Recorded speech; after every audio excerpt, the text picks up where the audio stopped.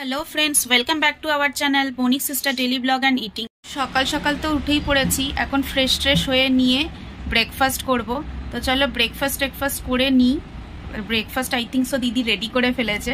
তো চলো ব্রেকফাস্ট করে নিই, তারপর কি সারাদিন কি করি চলো তোমাদের সাথে অবশ্যই পুরোটা শেয়ার করার চেষ্টা করো। ভিডিওটা কন্টিনিউ করো, স্কিপ না করে। সকালবেলা ব্রেকফাস্ট করার পর এক থালা ছোট প্লেট ওই হলো পেঁপে কেটেছে, এখনো কাটতাছে। খাবি না? মানে এখনো কাটার পর্ব চলছে, মানে আরো আছে, আরো উদরস্থ করতে পারবো আমরা। তো চলো এখন এটাই খেয়ে দিয়ে নি। লাঞ্চ করবি কখন? আমি তো খাই। আজকে বিগ বাস্কেটের থেকে কিছু জিনিস নিয়েছিলাম, তো তার সাথে এইটা গিফট দিয়েছে। এই ব্যাগটার মধ্যে এগুলো ছিল পঞ্চামৃত। আমার কিন্তু খুব সুন্দর করে লেগেছে এই প্রদীপটা, আর দু তিনটে দিতে পারতো। হ্যাঁ, স্বাস্তিক বেশ সুন্দর লাগছে দেখতে। এগুলো একখানা দিয়েছে আর দুটো কুটি কুটি দিয়েছে। দেওয়ারি যদি ছিল বেশি দিত, নাহলে দিত না। জানতো কি তোর বাড়িতে কটা লোক আছে, সেটা বড় কথা নয়। আর দু চারটে প্রদীপ দিতে পারতো তো, কি সুন্দর দেখতে প্রদীপটা। ওই পঞ্চামৃত নাই দিত, প্রদীপটা তো দিতে পারতো। কিপটে মার্কেটিং পলিসি দেখাচ্ছে। প্রদীপ কিনবো আমি, কিপটেমি করে দিয়েছে, আর কিনবোই না। এমনিও কিনতাম না যদিও। এখানে দেখো চুল কেটে খানিকটা ফেলে দিয়েছি। যেই ট্রিমারটা আনা হয়েছে খবর পেয়েছে চুল খারাপ হয়ে গেছে, এবার বলছে না ওই ফাটা এই ট্রিমার দিয়ে এখন কেটে দাও। তো সেই নিয়ে বসেছি। এখন দেবীর চুল কাটা হবে, দেখা যাক চুল কাটার পর দেবীকে দেখতে কেমন লাগে। গাঞ্জুলাল আগেও একবার এমন হয়েছিল বোন, চুলটা মানে সমান করে, তখনও চুলটা ফেটে গেছিল। সমান করে কাটার জন্য নিয়ে ও স্কেল নিয়ে টিয়ে বসে পুরো মেপে ঝোপে পুরো সমান করে কাটবে। মানে এমন কেটেছিল, আমি বলেছি ভগবান আমার চুলটা বড় হলে আমি বাঁচি। মানে এক সাইড মানে ও ভি শেপ করতে গেছিল, তো এক সাইড ছোট ভি এক সাইড বড় ভি এরকম হয়ে গেছে। মানে ওই রকমই কেটেছে। মানে পেছন দিক দিয়ে আবার বলছে আয়না দিয়ে পেছনটা দেখ কি ভালো লাগছে, দেখার পর বোঝা গেল কি ভালো লাগছে। ঠিক আছে বাবা, কেটে নিক তাহলে, বেশি কথা না বললে যেই কটা চুল আছে সেই কটা উড়িয়ে দিল। বলেছি ফাটা চুলগুলো কাটতে বলে, দেখো কতটা কেটে ফেলেছে। কিন্তু এটা ঠিক যে চুলের অবস্থা নিচের দিকটা প্রচন্ড খারাপ হয়ে গেছিল, তো ওর জন্য চুলটা অনেকটাই ছোট করতে হলো। বাট ফাটা যেগুলো ফেটে ধুমুক হয়ে যায় যেগুলো, ওইটা পুরোটাই কেটে ফেলেছে। ওর কথার আমার উত্তর দিতে গেলেই আরো কথা পারবে, তাতে উত্তর না দেয় ভালো। তার মধ্যে চুলটা ছিল ওর হাতে। যাই হোক না কেন, মোট কথা ফাটাগুলো চলে গেছে, কারণ ওতে চুল আরো খারাপ করে দেয়। এবার আর বেশি কথা বললে দেখা গেলো আরো ছোট করে দিল। যাই হোক, মোটের ওপর তো ভালোই হয়েছে। ঠিক আছে, আস্তে আস্তে ঠিক কাজ শিখে যাবে। হয়ে যাক। হ্যাঁ দেখো, তোমরা দেখো দিদি কার্পেট ঝাড়ছে।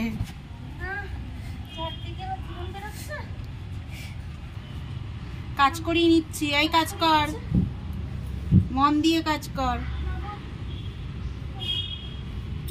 তো সবকিছু তো তোমাদেরকে দেখালাম। দিদির অনেক খাটাখাটনি হয়ে গেছে আজকে ছাদে, দেখলে তুমি কার্পেট ঝাড়ছিল তোমরা।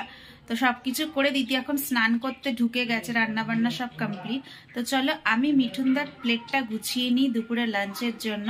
তো চলো প্লেটে কি থাকছে তোমাদের সাথে সেটা শেয়ার করছি। চলো সুন্দর করে থালাটা গুছিয়ে নিয়েছি। উচ্ছে, আলু, ভেন্ডি, এদিকে আছে শাক, কাসন্দ, ভাত, ডাল, আর একটু অন্যরকম ভাবে আলু ফুলকপি। আজকে পুরো নিরামিষ রান্না। তো এইটা কেমন লাগলো অবশ্যই তোমরা জানিও। আমি আর মিঠুন বিকেলের দিকে একটু লালবাগ বেরিয়েছিলাম কিছু গাছেরই জিনিস কেনার জন্য, ওই গোবর সার কেনার জন্য।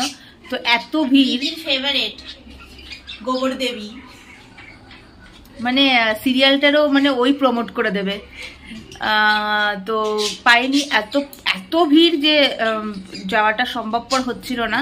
যাও বাইকটা রেখে ঢুকলাম। বাইকের কার পার্কিং যেগুলো আছে বা বাইক পার্কিং যেগুলো আছে একটা ঘন্টায় 50 টাকা করে নিচ্ছে। আবার যাওয়ার দরকার নেই, 100 টাকা 100 টাকার গোবর সারের জন্য 50 টাকা কার পার্কিং দেওয়া।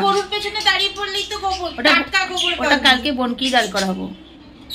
তো যখন দেখলাম ওখানে আমার কাজ হলো না, তা আমি আর মিঠুন সোজা গেলাম। একটা সিরিয়াস কথা সেটা আমি বলতে চাই, বলছিলাম যেটা ব্যাকগ্রাউন্ড থেকে, সেটা হচ্ছে দিদি হচ্ছে গোবর দেবী সিরিয়ালে যেরকম হচ্ছে, আর আমি হচ্ছে সেই পাচক মশাই নিয়ে বসেছি। গোবর দেবী তো লজ্জা করে না বলতে, পাচক মশাই। তো এইগুলোই নিয়ে এসছি। আর এটা হচ্ছে মিঠুনের বাইকের কাজ, যেহেতু স্কুটিটা নিচে রেখে যাবে তার জন্য কাজটা খুলে রেখে গেল। আর কেয়ার মার্কেট থেকে সবাই কাচের ড্যাশ মেরে ছেড়ে দেয়, যেহেতু ভাড়া বাড়ি কিছু করার নেই। ফুলকপি নিয়ে এসছি 10 টাকা করে একটা পিস। বেশ বড় বড়, এগুলো ফেলানি ফুলকপি, সময় চলে যাচ্ছে না, খেলেই গ্যাস হবে। আর একটুখানি আনার 2 কিলো, পেঁপে আর অ্যাশবডি নিয়ে এসেছি। আর কিছু আনতে পারিনি কারণ প্রচন্ড ভিড়। আর আমরা বাইরে গিয়ে যতক্ষণে কাজ করছিলাম ততক্ষণে বোন বেগুনটা পুড়িয়ে নিয়েছে, কারণ ওনার দুপুরে ঘুম হয়নি। তো সেই পাকে উনি বেগুনটা পুড়িয়ে রেডি করে ফেলেছে রাতের খাবারটা। আর বোন না, এখন আমি পাচক মশাই আর তুই গোবর দেবি। আর সব থেকে বড় কথা হচ্ছে মিঠুন আসলে আমাদের খাবার প্রচন্ড এদিক ওদিক হয়, কারণ ও একটু টাইমিং, কারণ ও এমনিতেও খাবার একটু তো এদিক ওদিক হয়। আমরা সাধারণত নর্মালি যে খাবারগুলো খাই মিঠুন আসলে একটু তো অনিয়ম হয়, কারণ ওর সাথে টাইম মেনটেন করা একটুখানি চাপ হয়ে যায়। কারণ ওর লাঞ্চ বাঞ্চ সব একসাথেই ওর হয়, মানে না ব্রেকফাস্ট আর লাঞ্চ ওর সব একসাথেই হয়, মানে ব্রেকফাস্টটা করতে না করতেই লাঞ্চ এইরকম হয়ে যায়। তো যাই হোক, কিছু করার নেই, যেরকম চলছে সেরকম তো চলবে। তা আমি এগুলো গুছিয়ে রাখি, সাধারণত যেরকম ভাবে বাজার থেকে জিনিসপত্র আসলে গুছিয়ে রাখি, এগুলো গুছিয়ে রাখি। ততক্ষণে বোন বেগুন পোড়াটা ভালো করে মেখে দিই। বেগুন পোড়ার সাথে গরম গরম ভাত করে মাখবো একেবারে, ফাটাফাটি সব দিয়ে জল পেরোয়। আগেই তো ভয় ধরিয়ে দেবে, খাবো কি। বেগুন পোড়াটা একদম করে মাখতে হবে, আগে ছাড়িয়ে নি, সাথে দেব আদা, ধনেপাতা, কাঁচা লঙ্কা আর কাঁচা পেঁয়াজ, একদম আদা কুচিটাও বলা যেত। হ্যাঁ, ঘষু দেবে, ঘষু আদা ঘষু করে দেব, তারপর ঘষু করে খেয়ে নেব। তো তোমরা দেখতেই পাচ্ছ যে বেগুন পোড়া প্রায় মাখা শেষ, তার সাথে টমেটো পোড়াও আছে। হ্যাঁ, আমি আবার লুকিয়ে লুকিয়ে এখানে আসলাম। বেগুন টেগুন সব ক্লিন করলো, ওপরের যে খোসাটা পরিষ্কার করলো, তারপর টুকটুক করে এখানে চলে এসছে। আমি যে নিঘাত মনে হয় মাখছে আর খাচ্ছে, তো এসে দেখি একটুখানি টেস্ট করছে না খাচ্ছে সেটা আমি জানি না। তো বারবার টেস্ট করতে হয় নাকি আমি জানি না, বারবার টেস্ট না করলে অল্প অল্প করে নুন অ্যাড করবো। তো পাচক মশাইয়ের গল্প এটা, একটু নুন অ্যাড করতে হবে, একটু তেল অ্যাড করতে হবে। তোমরা দেখতে পাচ্ছ কন্টিনিউ কিন্তু মুখ চলছে, ওই জন্য প্রথমে আমি কথা বলছিলাম না, চুপ করে ফোনটা চালিয়ে রেখে দিয়েছিলাম। ও কতবার খেলো, আরেকবার কতবার টেস্ট করতে লাগে একটা খাবার, একদম ফাইনাল টেস্ট করলাম। তুই তো হাফ খেয়ে নিলি রে, না খেলে রোগা হয়ে যাচ্ছে। আবার খাচ্ছে, তোমরা এইটুখানি সময় দেখে নিলে 3 বার খেয়ে নিল। তো এইটুখানি সময় দেখলে 3 বার টেস্টই হয়ে গেল। তো এতক্ষণ কতক্ষণ আগে এটা মাখা শুরু করেছিল, মানে ততক্ষণে মানে হাফটা সাবড়ে দিয়েছে। হ্যাঁ, 2টা বেগুন, তার আবার হাফটা সাবড়ে দিয়েছে। 2টো কিন্তু ছোট বেগুন একটুও ছিল না, না 1 কিলো করে 2টো বেগুন ছিল। ছোট ছিল কি, বেশি বকিস না। তোমরা তো দেখেছো, তো এবারে মাখার পর টমেটো দিয়ে মাখার পর ওইটুখানি হবে। আবার দেখো এখন বসে বসে ভাজা খাচ্ছে। আমার দিকে তাকিয়ে আছিস কেন? প্রমাণ এক করে খেয়ে উঠতে পারলো না, আবার ভাজা খাচ্ছে। দেখলাম নষ্ট হয়ে গেছে নাকি।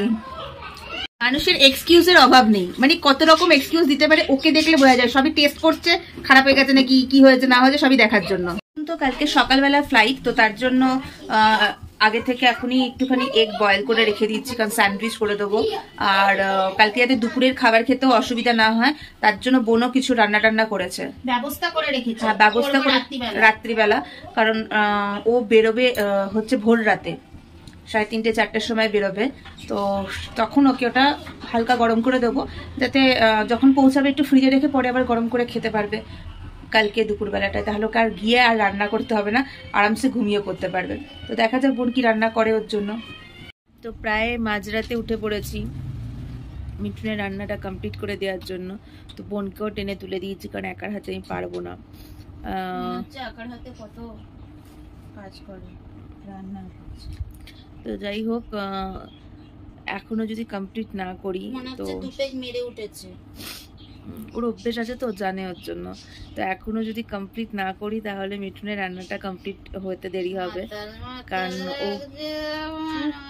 ও চুপ কর, কারণ ও বেরিয়ে যাবে প্রায় 4:30 সময় এখান থেকে বেরোবে। রান্না করবো আমরা, সে তো ঘুমাচ্ছে। হ্যাঁ, সে ঘুমাচ্ছে ঘুমাক, কোনো কিছু করার তো নেই।